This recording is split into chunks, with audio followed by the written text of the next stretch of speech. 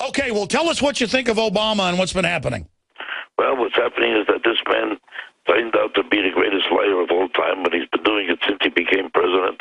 Everybody chose not to notice it because everybody felt a moral obligation to prove to themselves that they're accepting him, that they're enjoying him, that they fear him, that they're paying tribute to him like he was he has some kind of a connection with godliness or holiness, and it's somehow tasteless and obnoxious and disgusting to somehow recognize him for what he is, a plain-out liar who has no conscience about saying whatever he pleases, no matter who he hurts, no matter what kind of fraud is involved, and no matter how he persecutes innocent people like with the IRS, or does anything immoral or indecent, like telling a blatant lie about that whole war.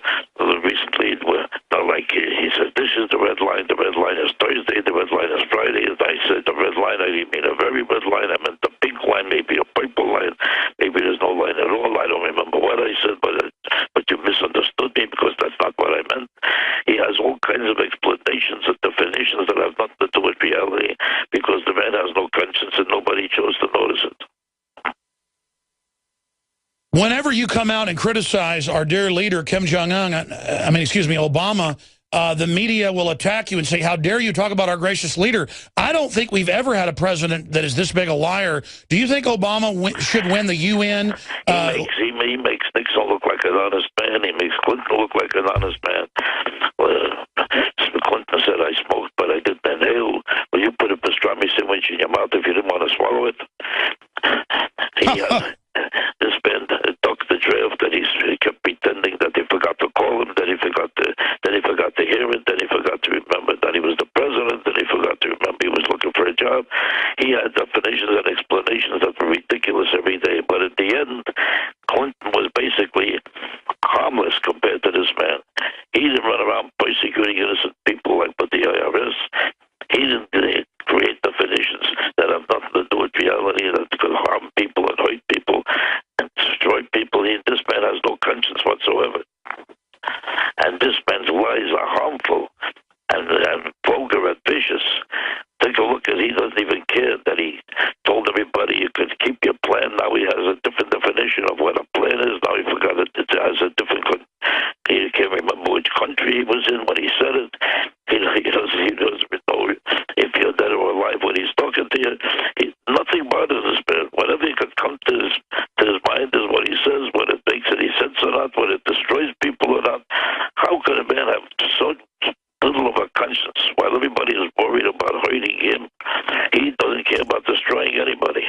Everybody is so concerned about protecting the first black president, because we have to make sure that we're such a perfect democracy that we can't hurt a man. And he decides that every time you say any criticism, to this day, they keep reminding you that he's black and the racism is behind it. And while he's wiping you out, you're not allowed to notice it because he's black. The fact that you're white became your biggest problem.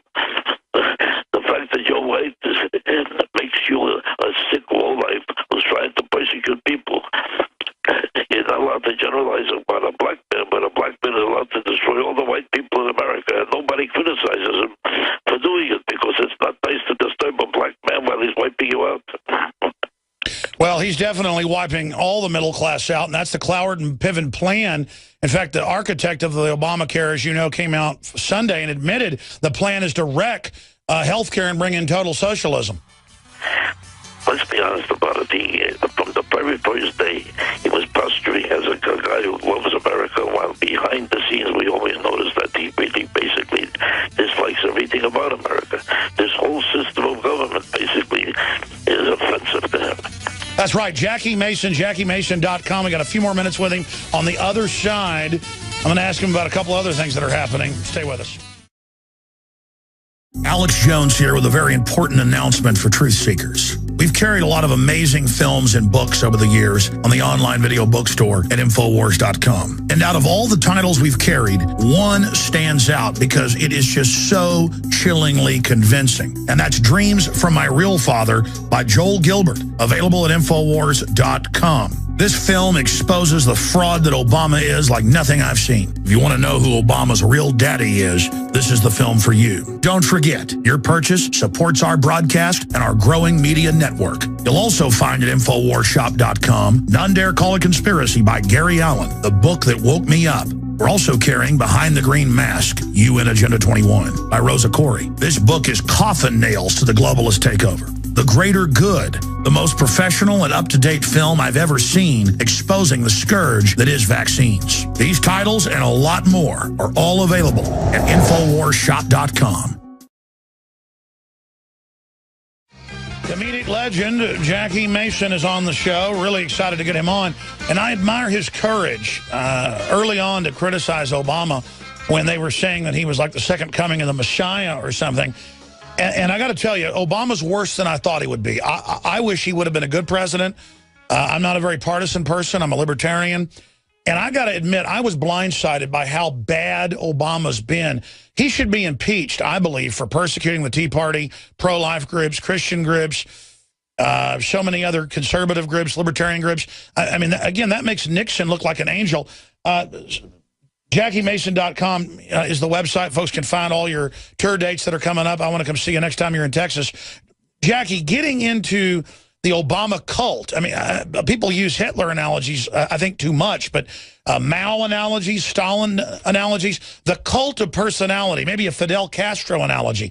I mean, this guy is a cult leader with his followers. I'm really concerned with how they're buying billions of bullets and federalizing the police and saying they want to arrest the Tea Party and saying George Washington's a bad guy in the new Army manuals. I mean, do you think Obama could try to become a dictator? And what do we do to stop Obama?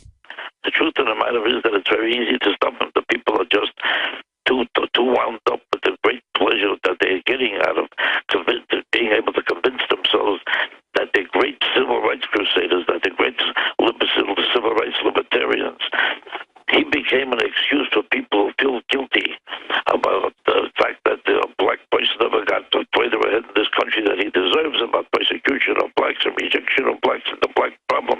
And the black problem multiplied in their conscience so much that they went nuts trying to prove to themselves that they're going to love this man no matter what. That everything they claimed about being somehow an underdog because you're black is exactly the opposite. It creates a special privilege, a special class.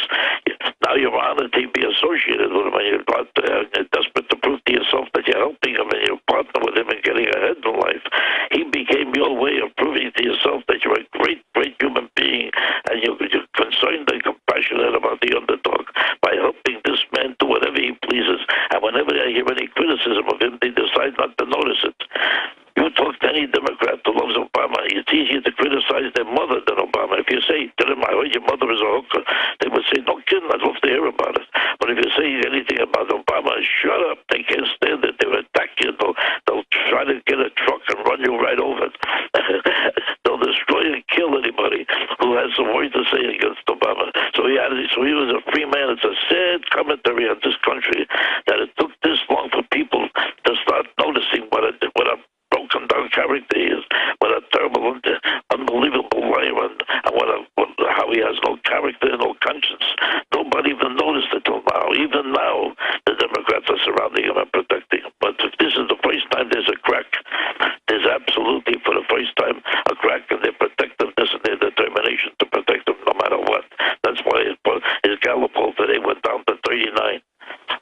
Jackie Mason. If it wasn't him, his popularity number right now would be down to number 2, or he would be in jail. but they're finally beginning to crack. But look what it took. They had to lose all their money from their own pockets, and they had to see that they have no health care left, and they had to notice that their whole family might be in trouble by Thursday. And this finally started to affect them because they couldn't run from it anymore. People are so selfish and so unconcerned about reality when they went under to protect him that they had to find themselves being so disoriented and so thrown for such a loop that they'd be thrown out, losing their rent, losing their job, losing their health, and lose everything before they'll begin to notice what a low character this man is. Jackie Mason, the famous comedian, joins us, and he speaks out when he sees things, are going on. We see major persecution of artists, comedians, Hollywood folks who aren't complete communists. Most of the people I talk to are actually more libertarian or conservative in Hollywood, but they're all scared because the system will persecute them and try to stop them from getting work. We had a top national illustrator in here yesterday who's lost work because Anthony Frida, because he's been critical of Obama. I mean, these people are not liberals. They're authoritarians, and you've called them out on that.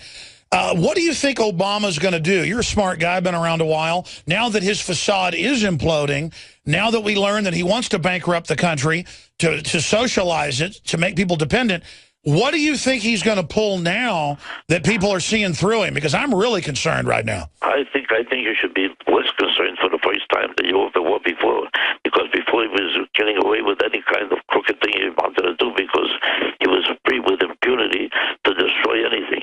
Now everybody is watching him very carefully. Now everybody is really frightened. Now they saw it right to their face how they could be wiped out and literally destroyed by him. So now they're ready for him. Now as soon as he makes a crooked move, the whole country, even as some of the zealots on his side, are beginning to crack, and for the first time beginning to notice that they better protect themselves. So now they're ready for the fight. Now they all got a gun ready to shoot. Before, they were running like thieves and ready to pretend that they didn't know what he was even talking about. Let me ask you this question, sir, and get any other final points you want to make, because you always have a lot to say. I don't want to be the only one asking the questions. Again, we're joined by Jackie Mason right now live on air. What do you think really makes Obama and his czars tick? I think it's 7 of them have praised Mao Zedong, the greatest mass murderer in history. I mean, what's wrong with these people? Don't they know socialism doesn't work and is a nightmare? Well, you could ask that about any socialist anywhere in the world. There's still socialist parties and communist parties all over the world. There's still these type of dictatorships all over the world. Why do they still exist anywhere? You could ask that same question. People chose not to notice when he ran for president from the first day that he was in a church where they were condemning America and cursing white people every day, and he made it sound like he just happened to be there. He didn't know what they were saying. He didn't know what they were doing. He didn't know where he was. He thought he was in a different country, on a different planet, and no matter what he said, as stupid as it was, people bought it because of what I said before. They were desperate to have a black man who somehow doesn't look like Al Sharpton. Well, I know this. Make him a president of the United States. His mentality was never with this country or with this system, and he was here to destroy it from the first day. And his great manager's partner, the guy Bill Ayers, who started him off in his business, was not revolutionary. He actually killed people. I know, it's crazy. But I mean, that'd be like if you attended a weekly Klan rally for 21 years and then said you didn't know what the Klan was talking about. Right. I mean, that church was so racist. Right. He was like as if I was at a Klan meeting and I was pretending. I saw sheets and pillowcases. I thought it was a January white sale. I had no idea. I know. I mean, but I mean, that's the thing. We called Clinton Slick Willie.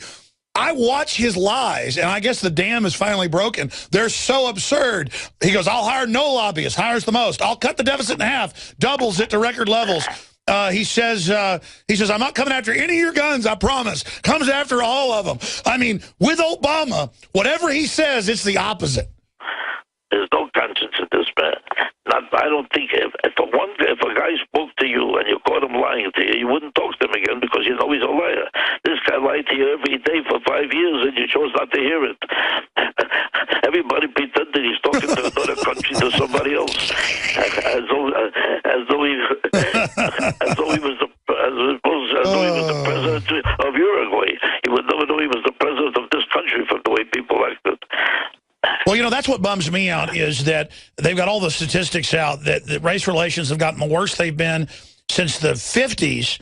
And it's just such a bummer because you look at MSNBC, they are using race to divide everybody. They are the ones pushing race. What do you say about that? I mean, how do we really bring America together?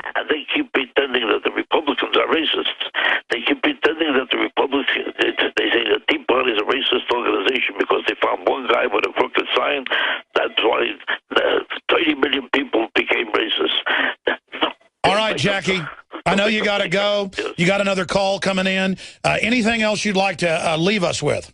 Well, that's about it for me. I think I made all my my points as effectively. Do you think America will survive Obama? I have no doubt we'll survive because already the turnaround is happening. When the guy's popularity goes down from 52 to 39 in a week and a half, you can bet your life he's on the right trajectory all the way down to nothing. Good. All right. Thank you so much, Jackie Mason. There he goes, ladies and gentlemen. What a character. He kept doing that laugh. It's making me laugh.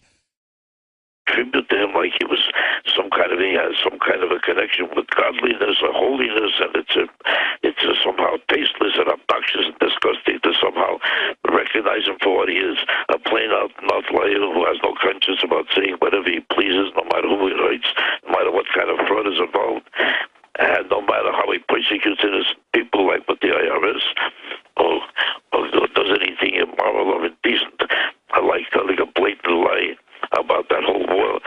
Recently, he said, this is the red line is Thursday, the red line is Friday, and I said the red line, I didn't mean a very red line, I meant the pink line, maybe a purple line, maybe there's no line at all, I don't remember what I said, but you misunderstood me because that's not what I meant. He has all kinds of explanations and definitions that have nothing to do with reality because the man has no conscience and nobody chose to notice it. Whenever you come out and criticize our dear leader, Kim Jong-un, Obama, the media will attack you and say, how dare you talk about our gracious leader? I don't think we've ever had a president that is this big a liar. Do you think Obama should win the UN? He makes Nixon look like an honest man. He makes Clinton look like an honest man. Clinton said, I smoked, but I didn't inhale. Well, you put a pastrami sandwich in your mouth if you didn't want to swallow it. This man took the draft, and he kept pretending that they forgot to call him, that he forgot to hear it, that he forgot to remember that he was the president, that he forgot to remember he was looking for a job. He had definitions and explanations that were ridiculous every day, but at the end, Clinton was basically harmless compared to this man. He didn't run around persecuting innocent people like with the IRS. He didn't do it.